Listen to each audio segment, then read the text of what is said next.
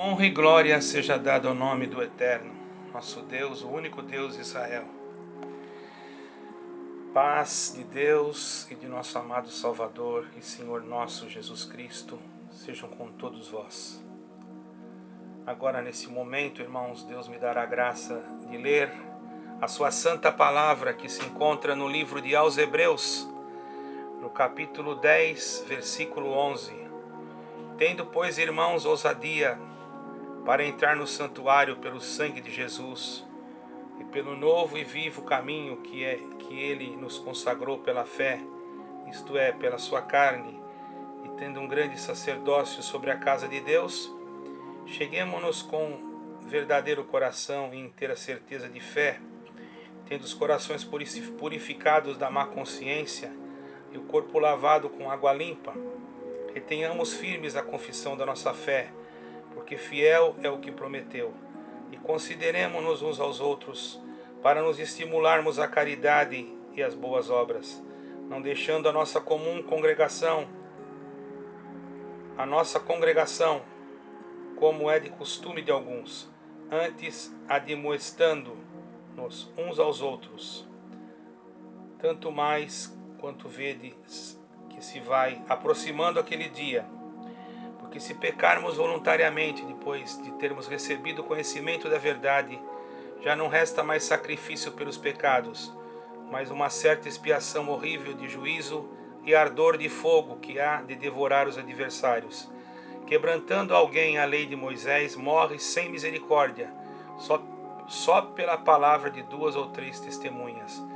De quanto maior castigo cuidais, vos será julgado merecedor aquele que pisar o Filho de Deus e tiver por profano o sangue do testamento com que foi santificado e fizer agravo ao Espírito da graça. Somente até aqui, irmãos. Para podermos entender, irmãos, o significado desta palavra, devemos primeiro entender a quem foi escrito, primeiramente, essa palavra. É claro que foi escrito para todos nós, mas vamos ver na época em que foi escrito. Paulo ou Silas, ninguém sabe certo quem foi que escreveu, não está aqui o nome do autor do livro de aos Hebreus. Não há uma forma de provarmos. Já desde o passado, homens que estudaram procuraram saber qual foi o autor do livro de aos Hebreus. Uns dizem que foi Silas, outros dizem que foi Paulo, mas Deus não revelou isto aos homens. Não está revelado aos homens quem foi o autor do livro de aos Hebreus. Alguns teólogos acham que foi Paulo, outros acham que foi Silas, enfim. Todavia, irmão, não importa é que a palavra está aqui e ela é a palavra de Deus. Sabemos que no ano 70 depois de Cristo, quando Vespasiano invadiu Jerusalém, ele eliminou mais ou menos 1 milhão de judeus, levando os cativos para fora de Israel. Houve uma matança muito grande. 70 anos depois de Cristo, mais ou menos, isso aconteceu. Isso foi deixado num livro histórico por um historiador chamado Heródoto. E nós sabemos, irmãos, que há muitas evidências de que esse historiador realmente foi um homem que se dedicou, assim como hoje homens se dedicam à história, ele também se dedicou à história. E consta no seu livro que pelo ano 70 depois de Cristo, Jerusalém foi devastada por Vespasiano e foi levado todo o povo de Israel em cativeiro. E foram para outros lugares.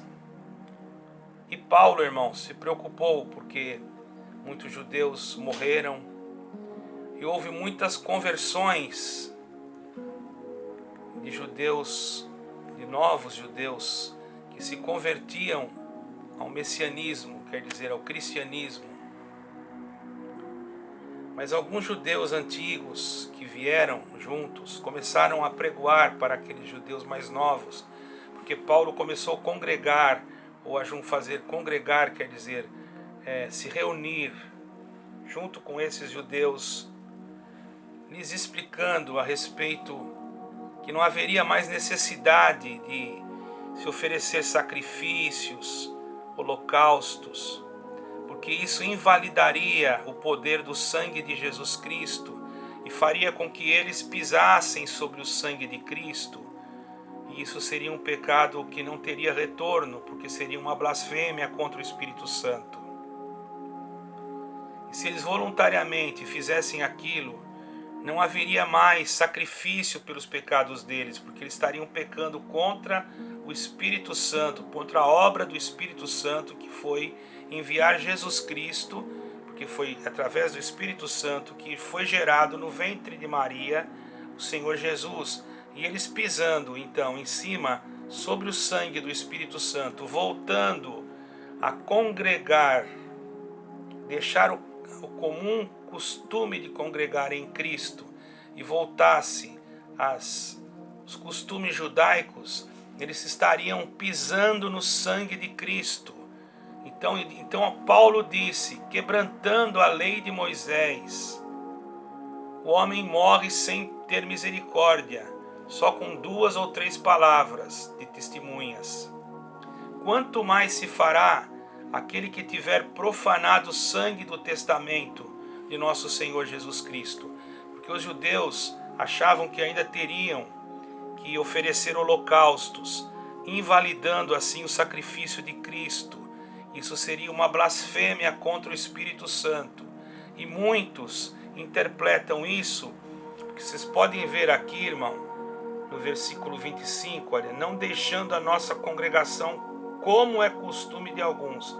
Não está dizendo, não deixando a nossa comum congregação. Está escrito, não deixando a nossa congregação como é costume de alguns. Quer dizer, muitos judeus se foram levados a novamente se congregar da forma que se congregava no judaísmo, voluntariamente.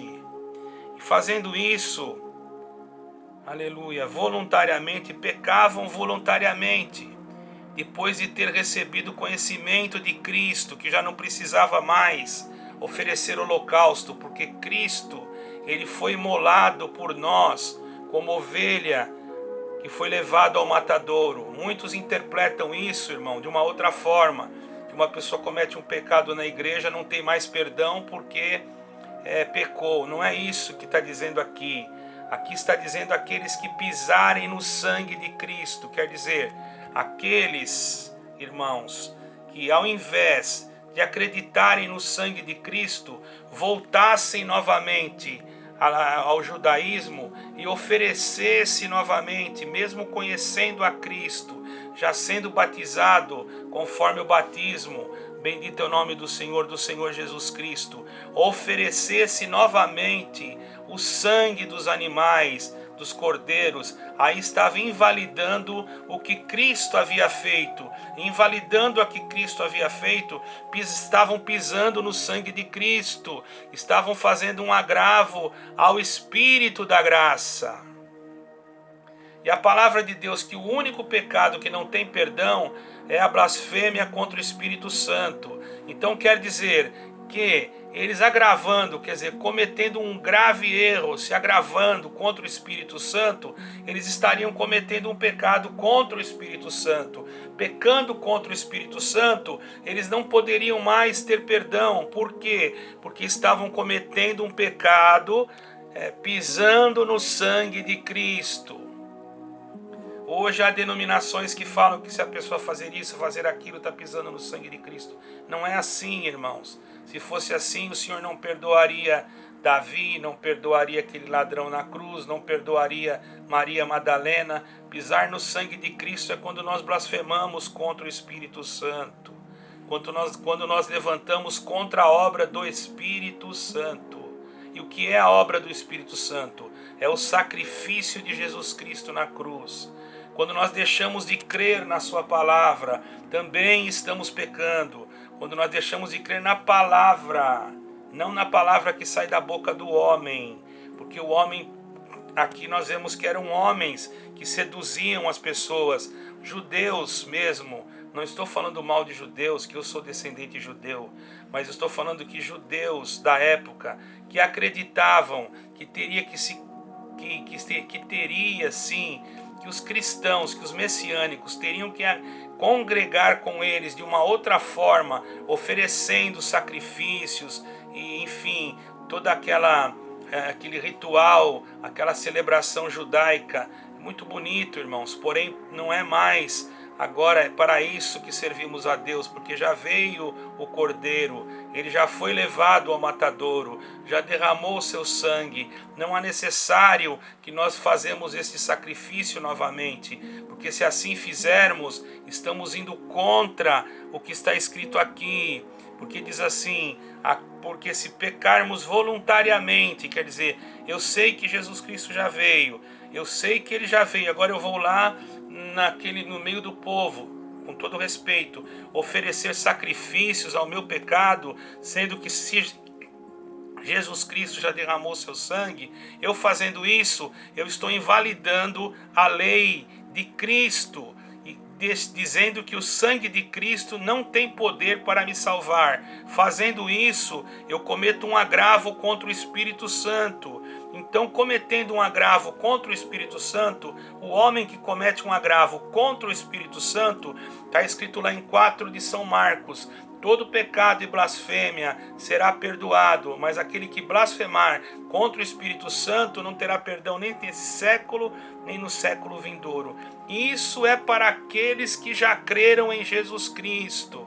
Aqueles que ainda não creram, que estão lá servindo a Deus daquela forma, isso Deus os julgará, não cabe a nós, porque eles ainda não reconheceram o nosso Messias, aquele que já morreu e ressuscitou. Mas a nós que temos o Messias, não deixemos de congregar da forma que o nosso Messias nos ensinou. Nós não precisamos imolar bois, não precisamos oferecer holocausto, não precisamos matar pombinhos, não precisamos cortar, oferecer ovelhas, porque nem cordeiros, porque o Senhor Jesus já morreu e já ressuscitou. Se fizermos isto, pisamos no sangue de Cristo, porque conhecemos já o Evangelho de Cristo. Foi isso que Paulo quis dizer, mas existem denominações que pegam esta palavra de uma outra forma, que diz que você não pode deixar a tua comum congregação. Aí começa a pregar e dizer para a pessoa, você não pode sair daqui porque aqui é a tua comum. Ora, irmão, a nossa comum é Jesus Cristo, nós estamos em comunhão com Ele, nós estamos ligados a Ele, somos livres para irmos aonde quiser em Cristo. Não podemos sim deixar de nos congregar em Cristo. Aqui não fala de igreja, tanto que naquele tempo não existia igreja, existia ajuntamentos de pessoas que se reuniam para se congregar. Congregar é se reunir em Cristo Jesus. Bendito é o nome santo do Senhor. Então que esta palavra seja para esclarecer alguns que estão confusos, porque muitos às vezes lê aqui que não vai ter perdão mais, que já está condenado, que não tem misericórdia, acha que está falando do teu pecado, da tua mentira, do teu erro. Então, irmão, se for para colocar nesse contexto, não há ninguém que vai se salvar, porque não há homem que não minta, não há homem que não erre, não há homem que não cometa alguma coisa, não há homem que não cobice. A palavra de Deus diz assim, que se com o teu olho você cobiçar uma mulher, você já cometeu adultério. Quer dizer, então, irmãos, veja bem, bendito é o nome, julgue-se você a si mesmo, eu não posso te julgar. Julgue-se você a si mesmo, entre dentro dessa palavra e procure ver qual é o contexto. Não isole um versículo para condenar o teu irmão, porque você fazendo isso, você foge daquilo que é espiritual. A palavra de Deus, ela é inspirada, ela não deve ser isolada. Então saiba que aqui está falando, Paulo escreveu, ou melhor, o escritor, não sei se foi Paulo, se foi Silas, Deus é que sabe, porque não ficou registrado. Há muitas teorias sobre isso, porém o escritor do Hebreus disse que é para nós não deixarmos de congregar da nossa maneira, da nossa forma, que nós já estamos acostumados, não deixar a nossa congregação como é costume de alguns, não deixar a nossa congregação, a nossa reunião como é costume de alguns, porque muitos judeus neófitos deixavam e voltavam novamente a oferecer sacrifícios e deixavam de crer na libação, no sacrifício do sangue de Jesus Cristo. Então pisavam, depois de reconhecendo a verdade, pisavam no sangue de Cristo. Pisando no sangue de Cristo fazia com que houvesse um agravo contra o Espírito Santo, e contra o Espírito Santo não tinha mais retorno. Então por isso que Paulo falou, por isso que Paulo disse aqui, porque com que foi santificado e fizer agravo ao Espírito da graça, quanto maior castigo cuidais vós, será julgado merecedor aquele que pisar o Filho de Deus, pisar e tiver por profano o sangue do Novo Testamento. Está falando aqui, ó. Quer dizer, não precisa mais, agora vai oferecer sangue de ovelha de novo, se tornou profano o sangue do Novo Testamento, com que foi santificado e fizer agravo ao Espírito da graça. Então, irmão, lembrai-vos, porém, que nós não devemos fazer agravo ao Espírito Santo nesse aspecto. Quanto à tua fraqueza, quanto ao teu erro, quanto às outras coisas, você tem um advogado, está escrito aqui no livro de João, da Epístola de João, porque se fosse assim, a Bíblia ela não é contraditória, a Bíblia é a palavra de Deus, irmãos. Nós temos que entender o que está escrito, não só pegar a Bíblia, abrir e sair lendo, irmãos, sair pregando na frente do povo, sem um contexto. Veja aqui o que está escrito em primeira epístola do apóstolo João, a confissão dos pecados e o perdão por Cristo. Lá está dizendo que se pecar, se pisar no sangue de Cristo, não tem mais esperança, porque ali está falando uma outra coisa. Ali está falando em descrer na reunião em Cristo, para crer numa outra reunião que não é em Cristo, e que se devota a sacrifícios de novo, que se devota a oferendas para perdão de pecados. Aqui é totalmente diferente do que eu vou falar agora. Aqui está falando de pecados que se cometem muitas das vezes involuntariamente, muitas das vezes por motivos que nós não sabemos.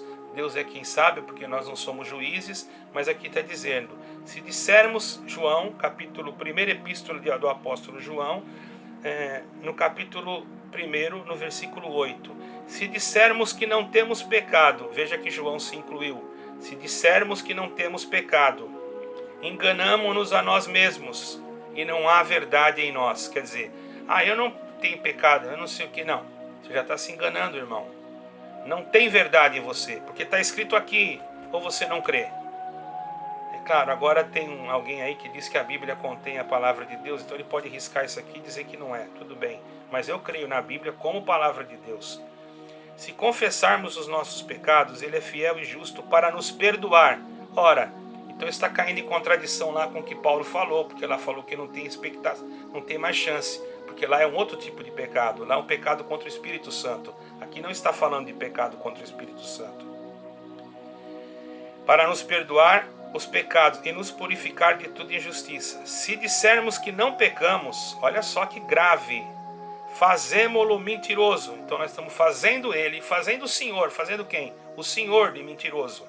Quando você fala que você não tem pecado, você está fazendo o Senhor de mentiroso, certo?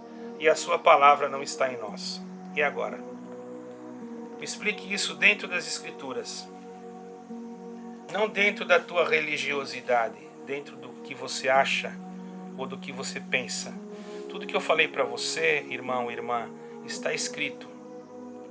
Não estou aqui avaliando o pecado, nem aqui julgando ninguém, mas estou deixando uma palavra de esperança para que você não pense que você está perdido, morto, porque tem muitos que ao invés de puxar para dentro da igreja, quando a pessoa para, ele nem visita mais, não vai mais, não telefona mais, não vai mais na casa da pessoa, não procura saber se a pessoa está bem. Enfim, a pessoa para ele saiu da comunidade dele e já não presta, já não serve mais para nada. Ele escuta comentários que ele nem sabe se é verdade, né? Ah, porque aquele pecou, porque aquele largou a esposa, porque aquele fez isso, porque aquele fez aquilo. Irmão, eu estava aqui em Portugal, vou contar uma causa para os irmãos. E tinha alguém lá no Brasil dizendo que eu estava morando em São Paulo e eu já morava aqui. Eu morava aqui em Portugal e a pessoa espalhou para todo mundo que eu morava em Portugal. Esses dias falaram que eu estava milionário, irmão.